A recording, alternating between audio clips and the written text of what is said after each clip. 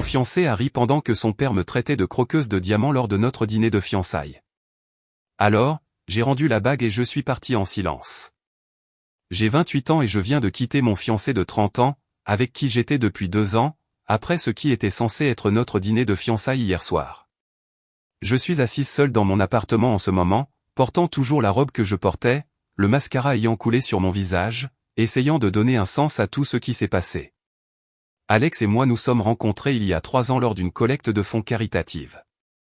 Il travaille dans la finance, vient d'une vieille fortune et fréquente des cercles que je n'ai jamais connus en grandissant. Je suis une institutrice dans le public qui a payé ses propres études universitaires grâce à des bourses et des emplois à temps partiel. Malgré nos origines différentes, nous nous sommes immédiatement connectés.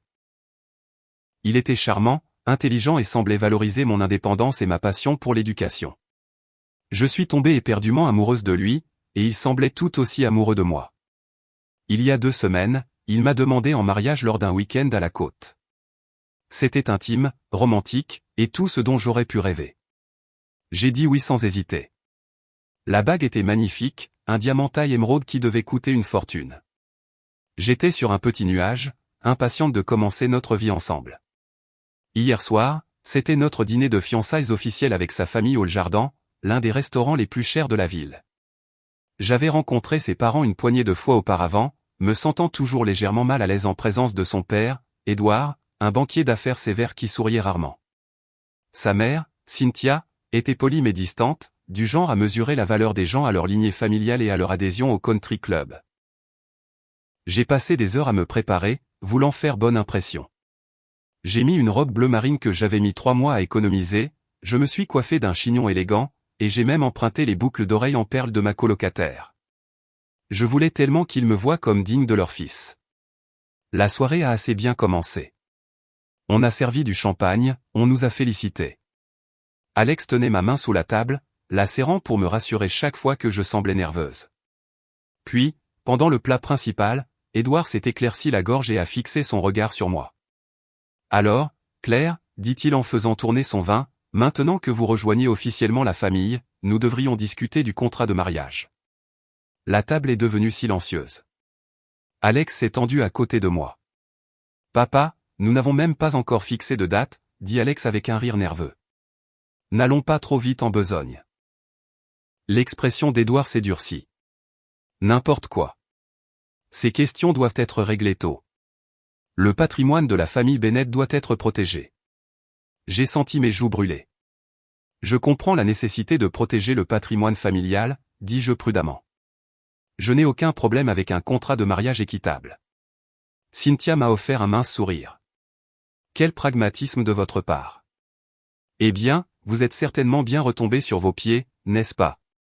Une institutrice qui épouse la fortune des Bennett, a poursuivi Édouard, son ton se faisant plus acerbe. Votre mère doit être ravie. Ma mère est décédée quand j'avais 19 ans. Alex le savait. Ses parents le savaient. Ma mère aurait voulu que je sois heureuse, dis-je tranquillement, mon appétit disparut. Édouard gloussa. J'en suis sûr. Rien ne rend une mère plus heureuse que de voir sa fille s'assurer un mari riche. J'ai regardé Alex, attendant qu'il dise quelque chose, qu'il me défende. Mais il fixait juste son assiette. Je n'ai pas dit oui à Alex pour son argent, dis-je, ma voix tremblant légèrement. Je l'aime. Bien sûr que vous l'aimez, ma chère, intervint Cynthia avec une fausse douceur. L'argent n'est qu'un heureux bonus, n'est-ce pas? Édouard a ri alors, un son rauque qui a percé le bruit ambiant du restaurant. Ne soyons pas naïfs. Les jolies jeunes femmes de milieu modeste ne courent pas après des hommes comme mon fils pour leur personnalité. J'ai eu l'impression d'avoir reçu une gifle. Excusez-moi. Papa, a finalement dit Alex, mais sa voix manquait de conviction. Quoi, a défié Édouard. Je ne fais que reconnaître ce que tout le monde à cette table pense. C'est une croqueuse de diamants. Et une assez transparente, qui plus est. Et puis c'est arrivé. Alex a ri. Un petit rire court et gêné qui aurait pu être de la nervosité ou une tentative de désamorcer la tension, mais ce n'était pas un démenti. Il ne m'a pas défendu. Il a ri. À ce moment-là, tout est devenu très silencieux dans mon esprit. J'ai regardé Alex, cet homme que je pensais connaître, et j'ai réalisé que je le voyais clairement pour la première fois. Son silence était assourdissant. Son rire, accablant. Sans un mot, j'ai retiré la bague de mon doigt. Je l'ai délicatement posée à côté de son verre d'eau. Le tintement du diamant contre le cristal a semblé incroyablement fort. Claire ?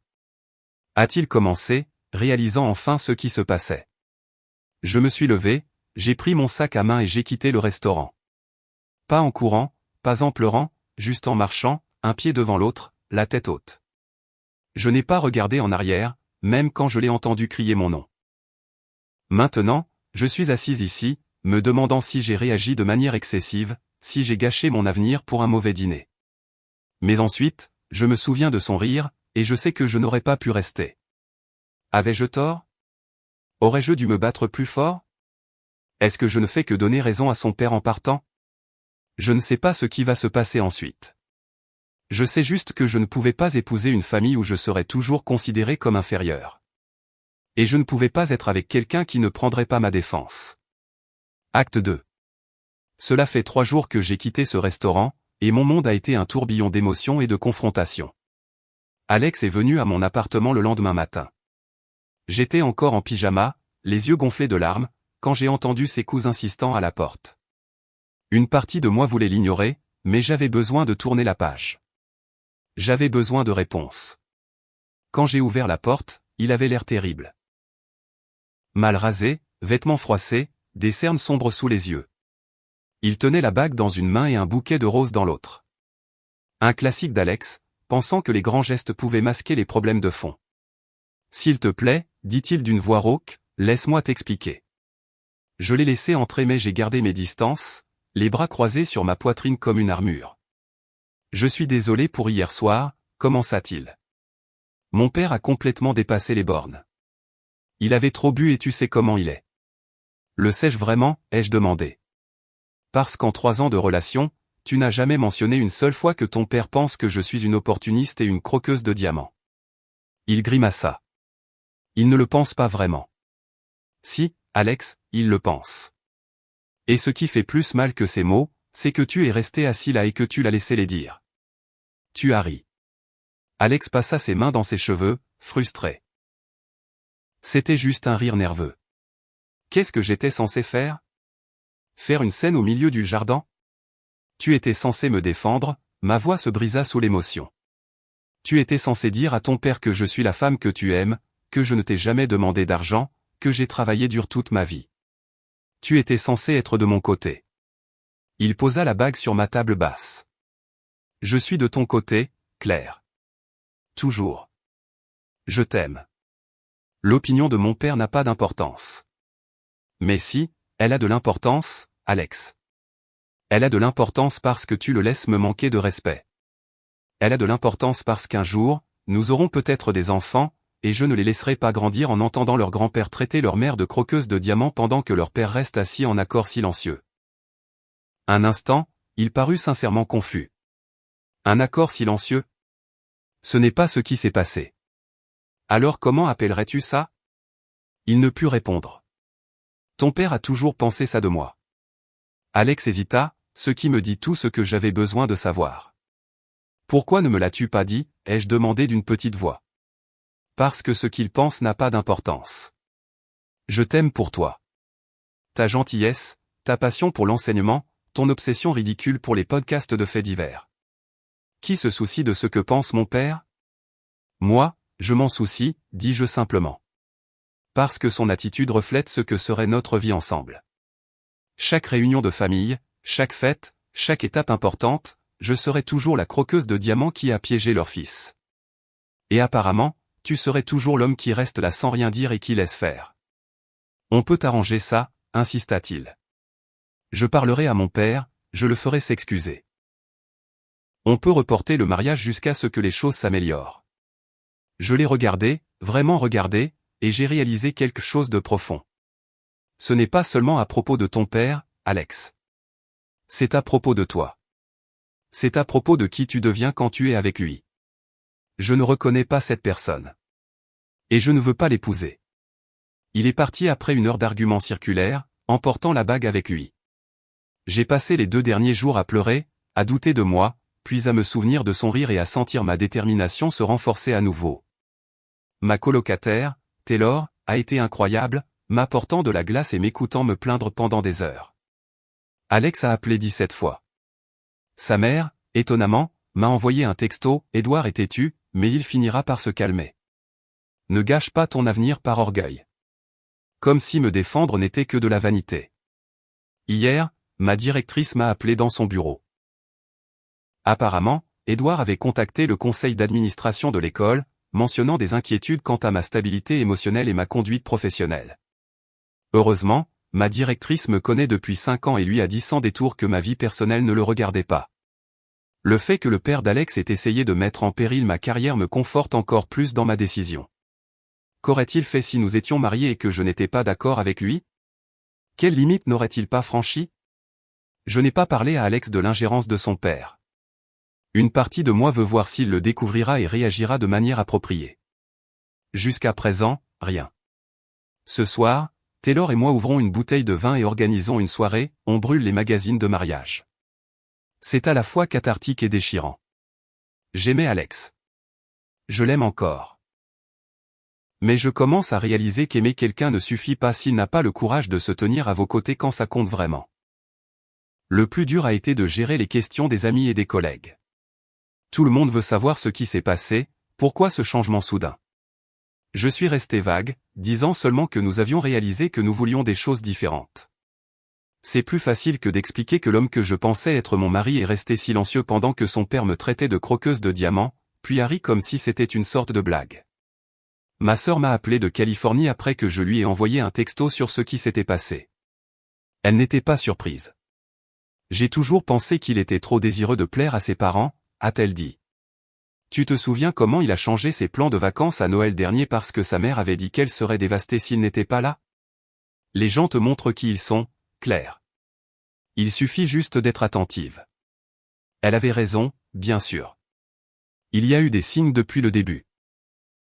Des petits moments où Alex s'en remettait aux souhaits de ses parents plutôt qu'aux miens, ou aux nôtres. Je les avais ignorés, pensant qu'il était un bon fils, respectueux de sa famille. Maintenant, je vois que c'était autre chose. Une incapacité fondamentale à être autonome, à être son propre homme. Hier, je suis passé devant une boutique de mariage et j'ai vu une robe en vitrine presque identique à celle que j'avais mise en favori pour moi. Pendant un instant, j'ai ressenti cette douleur familière, ce sentiment de perte. Pas seulement d'Alex, mais de l'avenir que nous avions planifié. La maison dont nous parlions d'acheter, les enfants que nous aurions pu avoir. La vie qui n'existe plus que dans un univers alternatif où il aurait été assez courageux pour me choisir. Mais ensuite, je me suis souvenu du regard dans les yeux d'Édouard alors qu'il me traitait de croqueuse de diamants. Ce regard froid et méprisant qui me réduisait à rien de plus qu'une chasseuse de fortune. Et je me suis souvenu du rire d'Alex. Ce petit gloussement accablant qui en disait plus que n'importe quel mot. Non. J'ai fait le bon choix. Et un jour, quand la douleur se sera estompée, j'espère qu'Alex le réalisera aussi.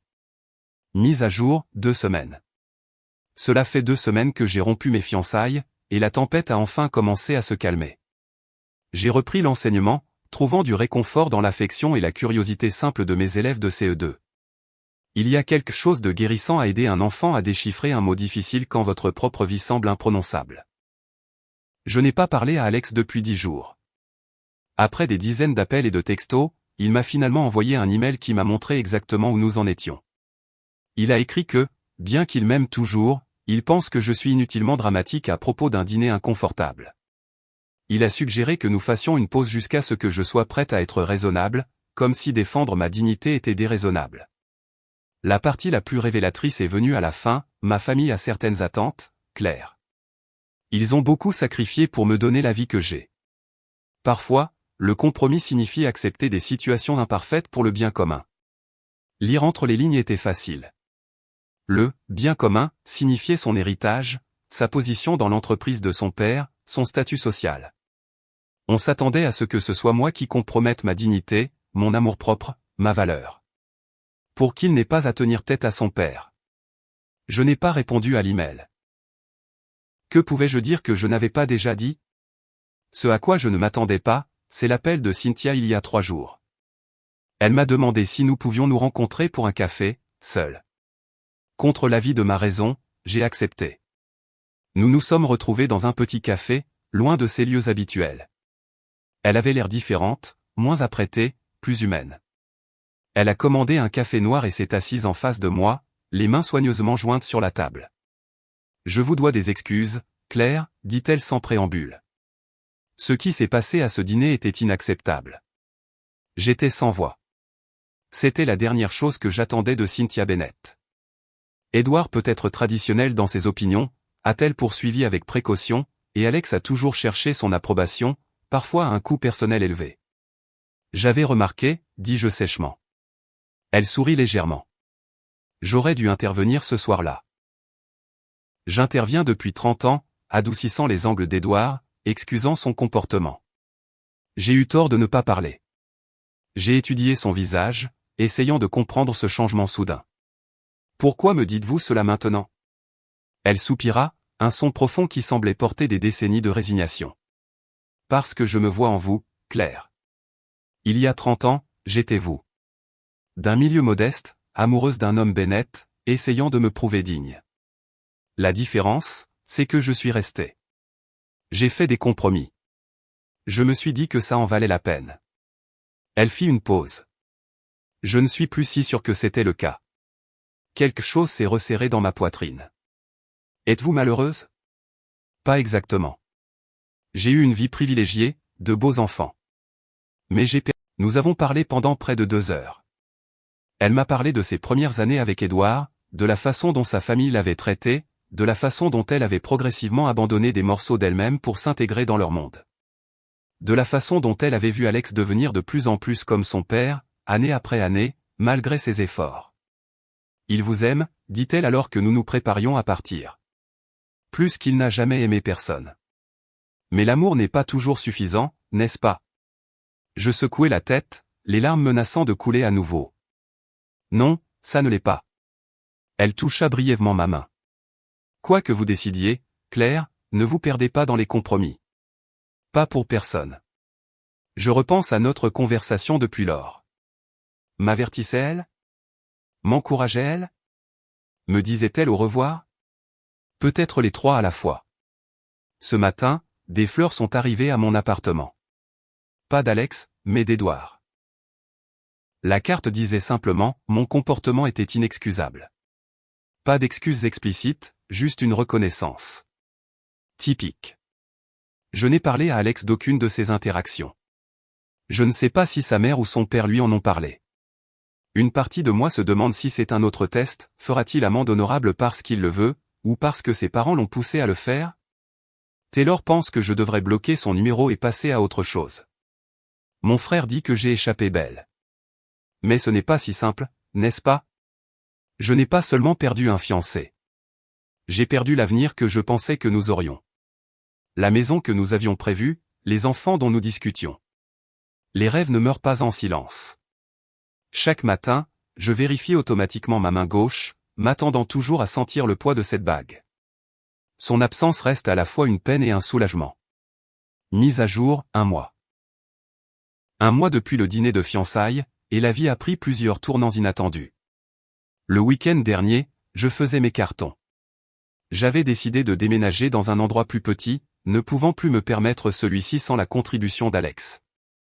C'est alors qu'il est apparu à l'improviste. Le voir dans l'embrasure de la porte, entouré de cartons à moitié remplis et de rubans adhésifs, m'a fait mal au cœur. « Tu déménages ?» a-t-il demandé, l'air abattu. « Je ne peux pas me permettre cet endroit avec un salaire d'enseignante, dis-je simplement. » Il a regardé autour de lui, la vie démantelée que nous avions prévue ensemble. « Je continuerai à payer ma part. »« Tu n'as pas à déménager. »« Si, je dois le faire. » Je me suis assise sur les livres que j'emballais. « Qu'est-ce que tu fais ici, Alex ?» Il était venu me dire qu'il avait quitté son emploi dans l'entreprise de son père. Il avait accepté un poste dans une plus petite société de conseil financier de l'autre côté de la ville. Il m'a tendu une lettre, la réponse perplexe et en colère de son père à sa démission. J'aurais dû faire ça il y a des années, dit-il tranquillement. Être mon propre homme au lieu de son écho. Je l'ai invité à entrer, j'ai fait du café, et nous avons parlé. Vraiment parler, pour la première fois depuis des années. Il a admis qu'il avait passé sa vie à chercher l'approbation de son père, même quand cela signifiait compromettre ses propres valeurs. Il a reconnu à quel point il m'avait blessé en ne me défendant pas seulement à ce dîner, mais d'innombrables fois auparavant, de manière plus subtile que je n'avais même pas remarqué. Je ne m'attends pas à ce que tu me reprennes, a-t-il dit. Je voulais juste que tu saches que tu avais raison sur toute la ligne. Je ne savais pas quoi dire. Une partie de moi voulait tomber dans ses bras, lui dire que nous pouvions recommencer.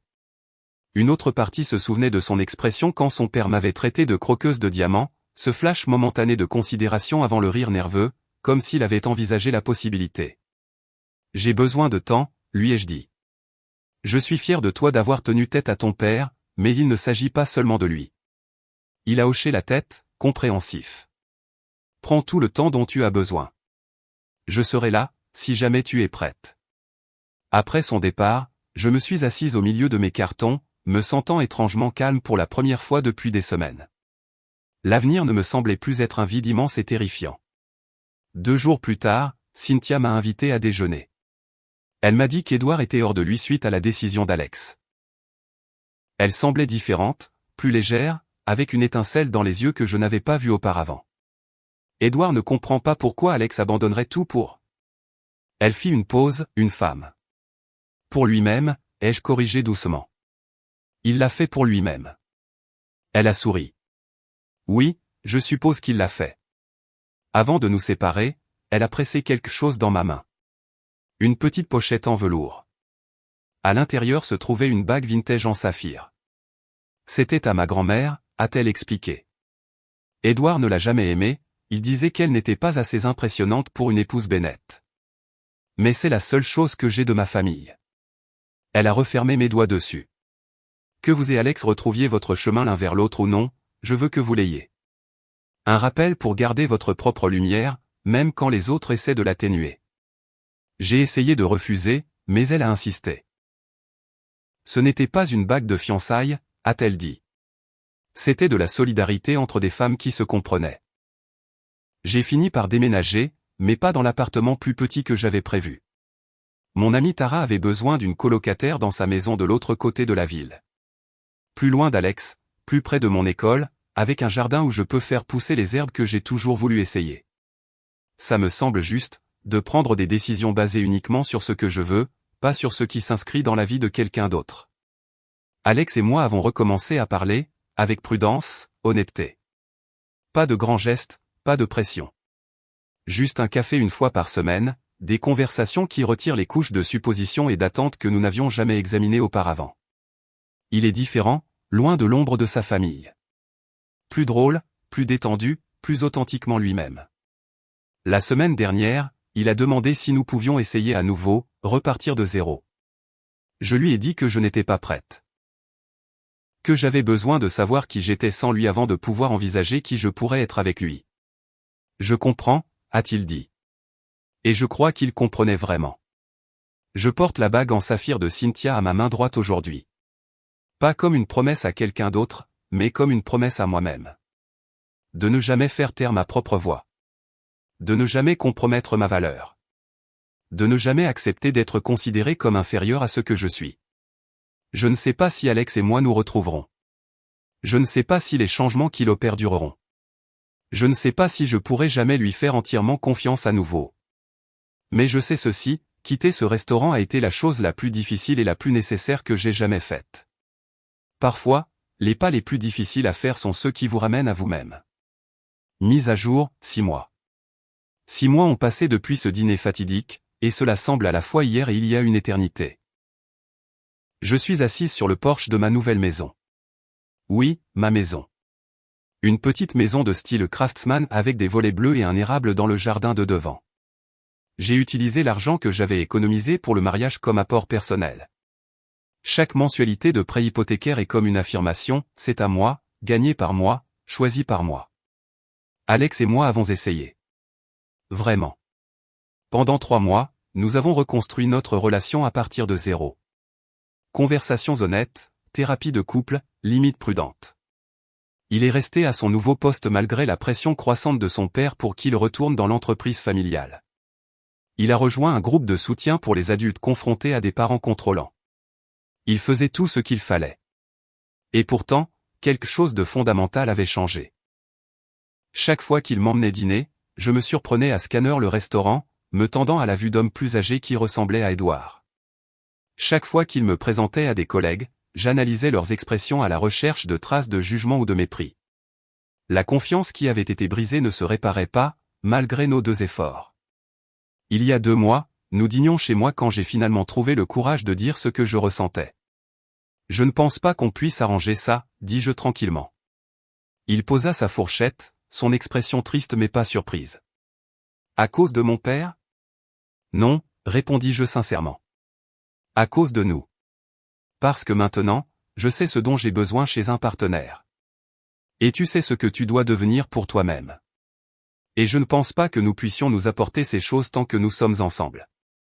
Il a hoché la tête lentement. Je craignais que tu dises ça. Je le sentais aussi.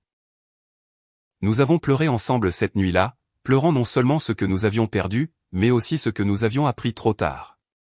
Il m'a embrassé pour me dire au revoir à ma porte, m'a rendu la bague en saphir de Cynthia quand j'ai essayé de la lui rendre, et est sorti de ma vie avec dignité et grâce. Édouard a envoyé une brève note formelle, Alex m'informe de votre séparation définitive. Je vous souhaite le meilleur pour vos projets futurs. Venant de lui, c'était presque une chaleureuse accolade. Cynthia et moi nous voyons toujours pour un café de temps en temps. Elle a recommencé à peindre, une chose qu'elle avait abandonnée en se mariant dans la famille Bennett. Le mois dernier, elle m'a montré une aquarelle qu'elle avait faite de 2 femmes assises au bord de l'océan. C'est nous, dit-elle. Dans une autre vie. J'ai été promue enseignante principale à mon école, avec une augmentation de salaire modeste mais significative. J'ai recommencé à sortir, avec prudence, de manière sélective. Rien de sérieux pour l'instant, mais je suis ouverte à la possibilité. Plus important encore, je suis complète par moi-même, d'une manière que je ne l'ai jamais été auparavant. Mes amis plaisantent en disant que je devrais écrire un livre, Comment quitter un restaurant chic a changé ma vie. Peut-être qu'un jour je le ferai.